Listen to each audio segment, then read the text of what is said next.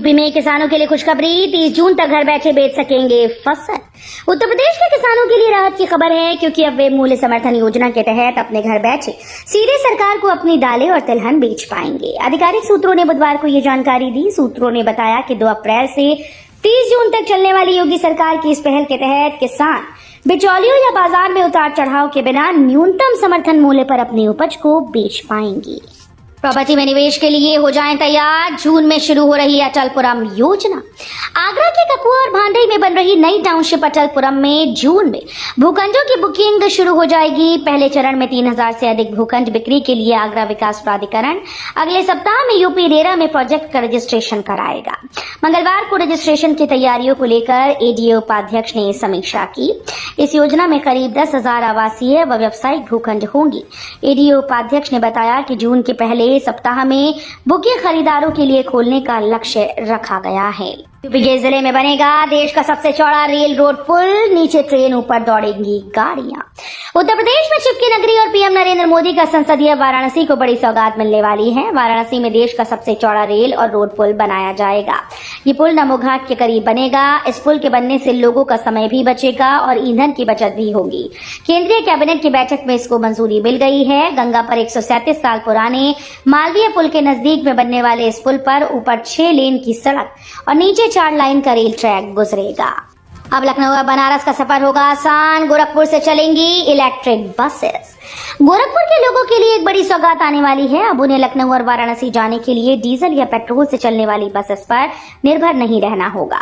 राज्य सरकार की योजना के तहत जल्द ही गोरखपुर से दोनों प्रमुख शहरों के लिए इलेक्ट्रिक बसेस का संचालन शुरू किया जाएगा।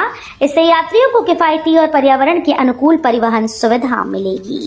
रोडवेज ने बढ़ाया किराया, अब यात्रियों को इतने रुपए देने होंगे। रोडवेज ने प्रयागराज का 1, लखनऊ का 2, गोरखपुर का 3 रुपए किराया बढ़ा दिया। अन्य रूटों पर ही किराए में वृद्धि की गई।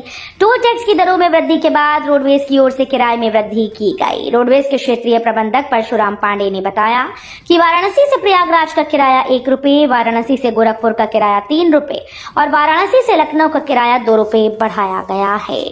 यूपी बोर्ड ने जारी किया शैक्षणिक सत्र 2025-26 के लिए एकेडमिक कैलेंडर।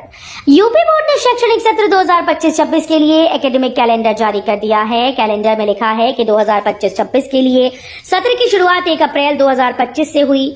वहीं यूपी एमएसपी ने अगले वर्ष बोर्ड परीक्षा आयोजित करने की तिथि का भी ऐलान कर दिया। कक्षा 10वीं और 12वीं की प्री बोर्ड लिखित परीक्षा का आयोजन जनवरी 2026 के तीसरे सप्ताह में किया जाएगा। 2029 में यूपी मॉडल पर लोकसभा चुनाव का सवाल टाल गए योगी। उत्तर प्रदेश के मुख्यमंत्री ने बीते दिनों देश की 2 प्रमुख समाचार एजेंसीज को लंबा इंटरव्यू दिया है, जिसमें उनके बयान लगातार सुर्खियों में हैं। पीटीआई वाले इंटरव्यू में 2029 में यूपी मॉडल पर लोकसभा चुनाव के सवाल का सीधा जवाब सीएम योगी टाल गए, लेकिन 8 साल में भाजपा की डबल इंजन सरकार की उपलब्धियां जरूर गिनाई। योगी ने कहा कि उन्हें उम्मीद है कि बहुत जल्द उत्तर प्रदेश देश की नंबर 1 अर्थव्यवस्था का राज्य बन जाएगा और लोगों की औसत आय राष्ट्रीय औसत के बराबर हो जाएगी। मुर्गी के पंख और पराली से बनेगी सीएनजी, जिले में जल्द शुरू होगा।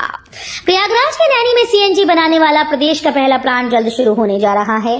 खास बात यह है कि नैनी में निर्माणाधीन प्लांट में सीएनजी बनाने के लिए मुर्गी के पंख और पराली का भी उपयोग होगा। इसी सीएनजी से नैनी के घरों का भोजन बनेगा। PPP मॉडल पर निर्माणाधीन प्लांट के लिए नगर निगम ने अरैल में जमीन दी है। कानपुर में चुन्नीगंज से सेंट्रल तक सुरंग में सफर, पीएम मोदी की मौजूदगी में होगा दूसरे चरण का आगाज। शहर के लाखों लोग जल्द ही सुरंग से होते हुए कानपुर सेंट्रल तक का सफर कर पाएंगे। उम्मीद जताई जा रही है कि चुन्नीगंज से लेकर कानपुर सेंट्रल तक मेट्रो 15 अप्रैल से पहले फर्राटा भर सकती है। Uttar Pradesh metro rail corporation के अफसरों का कहना है कि पीएम मोदी कानपुर में मेट्रो के दूसरे चरण का आगाज करेंगे। इसे लेकर यूपीएमआरसी के अधिकारियों ने अब तैयारियां तेज कर दी हैं। वहीं पीएम के कार्यक्रम में रहने को लेकर सीएम योगी की भी मौजूदगी रहेगी। गर्मियों में जलापूर्ति की नहीं होगी दिक्कत, 9 नोडल अधिकारी किए गए तैनात, ग्रामीणों से लेंगे फीडबैक। गर्मियों में ग्रामीण क्षेत्रों में नल से होने वाली जलापूर्ति में किसी भी तरह की दिक्कत न आए, इसके लिए नमामि गंगे एवं ग्रामीण जलापूर्ति विभाग एक्शन मोड में आ गया है। नमामि गंगे एवं ग्रामीण जलापूर्ति विभाग के प्रमुख सचिव अनुराग श्रीवास्तव के निर्देश पर गर्मियों में शुद्ध जलापूर्ति सुनिश्चित करने के लिए 9 नोडल अधिकारियों की तैनाती की गई है। कानपुर केडीए से नक्शा पास कराना हुआ महंगा। शहर में जो लोग अपने मनपसंद घर को बनवाने की योजना बना रहे थे, अब उन्हें कानपुर विकास प्राधिकरण से नक्शा पास करने के लिए पहले की अपेक्षा और अधिक जेब ढीली करनी होगी। केडीए की ओर से नक्शा पास करने का शुल्क बढ़ा दिया गया है। बिठूर और अकबरपुर में 12 रुपए प्रति वर्ग मीटर की दर से बढ़ोतरी की गई है। रामनवमी पर रामलला 18 घंटे देंगे भक्तों को दर्शन, 20 लाख से ज्यादा लोगों के आने की संभावना। रामनवमी के मुख्य पर्व राम जन्मोत्सव पर रामलला के दर्शन की अवधि बढ़ाने की तैयारी है। इस दिन रामलला 18 घंटे तक दर्शन देंगे। मंदिर सुबह 5 बजे से लेकर रात 11 बजे तक खुलेगा। रामलला की आरती के समय में बदलाव किए जाने की संभावना है। हालांकि श्री राम जन्मभूमि तीर्थ क्षेत्र ट्रस्ट की ओर से अभी तक इसकी आधिकारिक घोषणा नहीं की गई। वक्फ बिल को लेकर यूपी पुलिस अलर्ट पर। संसदीय कार्य मंत्री किरेन रिजिजू ने लोकसभा में वक्फ संशोधन विधेयक पेश कर दिया है। लोकसभा में विधेयक पेश किए जाने को लेकर यूपी में पुलिस प्रशासन हाई अलर्ट पर है। पुलिस अधिकारियों और कर्मचारियों की छुट्टियां तत्काल प्रवाह से रद्द कर दी गई हैं। उनसे तत्काल ड्यूटी पर पहुंचने को कहा गया है। इस बीच पुलिस ने कई जिलों में फ्लैग मार्च किया। मथुरा, आगरा, लखनऊ में विशेषकर मिश्रित आबादी वाले क्षेत्रों में पुलिस बल को अलर्ट पर रखा गया है। सड़कों पर सिर्फ मुसलमान नमाज नहीं पढ़ते, मेरठ में पोस्टर लहराने वालों पर कसा शिकंजा। सड़कों पर केवल मुसलमान नमाज नहीं पढ़ते लिखा हुआ पोस्टर ईद पर शाही ईदगाह के बाहर लहराने और नारेबाजी कर माहौल बिगाड़ने की साजिश करने वालों के खिलाफ मेरठ में पुलिस ने शिकंजा कस दिया है। रेलवे रोड थाने में ऐसे लोगों के खिलाफ मुकदमा दर्ज किया गया है। इनकी पहचान के लिए एक टीम को लगाया गया। वीडियो फुटेज भी सुरक्षित की गई। इसके साथ ही फलस्तीन के समर्थन में झंडा लहराने वालों को भी चिन्हित किया गया। योगी सरकार वक्फ संपत्तियों पर सख्त, इन 5 जिलों में सबसे अधिक शिकायतें, अब अधिकारियों पर एक्शन की तैयारी। यूपी में 57,792 सरकारी संपत्तियां वक्फ रिकॉर्ड में दर्ज हैं, जिनमें से कई संपत्तियां नियमों का उल्लंघन कर अवैध रूप से वक्फ संपत्तियों के रूप में दर्ज की गई। यह खुलासा होने के बाद सरकार ने इस मामले में कड़ी कार्रवाई करने का निर्णय लिया। शाहजहांपुर, रामपुर, अयोध्या, जौनपुर, बरेली जैसे जिलों में वक्फ संपत्तियों पर अवैध कब्जों की कई शिकायतें सामने आई। केजीएमयू लखनऊ में न्यूरो मरीजों की मुश्किलें बढ़ेंगी। लखनऊ के सबसे बड़े अस्पताल किंग जॉर्ज मेडिकल यूनिवर्सिटी में न्यूरो मरीजों की दुश्वारियां बढ़ने वाली हैं। न्यूरो के सर्जरी विभाग के प्रोफेसर और चीफ प्रॉक्टर डॉक्टर क्षितिज श्रीवास्तव ने इस्तीफा दे दिया। डॉक्टर क्षितिज के इस्तीफे को केजीएमयू के लिए भी तगड़ा झटका माना जा रहा है। बताया जा रहा है कि केजीएमयू की दुश्वारियों से परेशान होकर डॉक्टर क्षितिज ने कॉर्पोरेट अस्पताल का दामन थामने का फैसला किया। नोएडा में 16 वर्षों में 4.5 गुना महंगी हुई आवासीय संपत्ति। शहर में वर्ष 2008-9 में बिल्डर्स के कदम रखने के बाद संपत्तियों के रेट में इजाफा होना शुरू हो गया।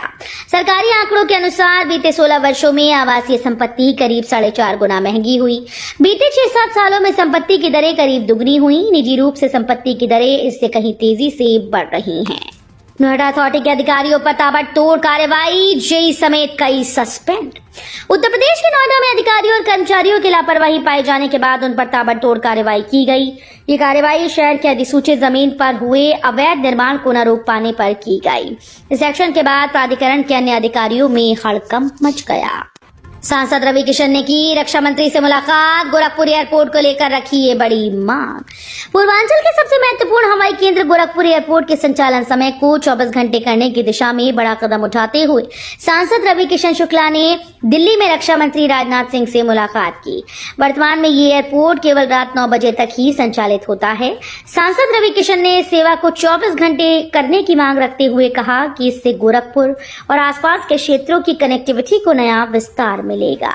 यूपी में इस हफ्ते के आखिर तक सूरज बरसाएंगे आग। इस बार अप्रैल से जून तक गर्मी कड़ी परीक्षा लेगी। मौसम विभाग के दीर्घकालिक पूर्वानुमान में 3 माह में हीट वेव वाले दिनों की संख्या बढ़ने की आशंका जताई गई। ताजा पूर्वानुमान में सप्ताह के अंत तक अधिकतम पारा 40 डिग्री सेल्सियस को छू सकता है। मंच पर डिप्टी सीएम को मिला नीला ड्रम, महापौर को मिला टॉयलेट क्लीनर। उत्तर प्रदेश साहित्य सभा के वार्षिक आयोजन लंतरानी में की रात हास्य सीट पर बैठे नेताओं ने पर्ची निकाली और उस पर लिखे उपहार उन्हें भेंट किए। उपहारों पर नेताओं को कुछ बोलना भी था। उप मुख्यमंत्री ब्रजेश पाठक ने पर्ची निकाली तो उस पर नीला ड्रम लिखा था। उन्हें नीला ड्रम भेंट किया गया तो उन्होंने ड्रम की विशेषताएं बताकर वाहवाही लूटी। अपनी नाकामियों पर पर्दा डालने के लिए बिल ला रही है भाजपा। समाजवादी पार्टी के अध्यक्ष अखिलेश यादव ने बुधवार को संसद में वक्फ बिल का कड़ा विरोध किया। उन्होंने आरोप लगाया कि ये बिल भाजपा की नाकामी पर पर्दा डालने के लिए लाया गया है। अखिलेश ने कहा कि भाजपा के अंदर मुकाबला चल रहा है कि सबसे खराब हिंदू कौन है। जो पार्टी ये कहती हो सबसे बड़ी पार्टी है, वो अपना राष्ट्रीय अध्यक्ष नहीं चुन पाए। यूपी की नौकरशाही में बदलेंगे चेहरे, होगा प्रमोशन, बनेंगे IAS।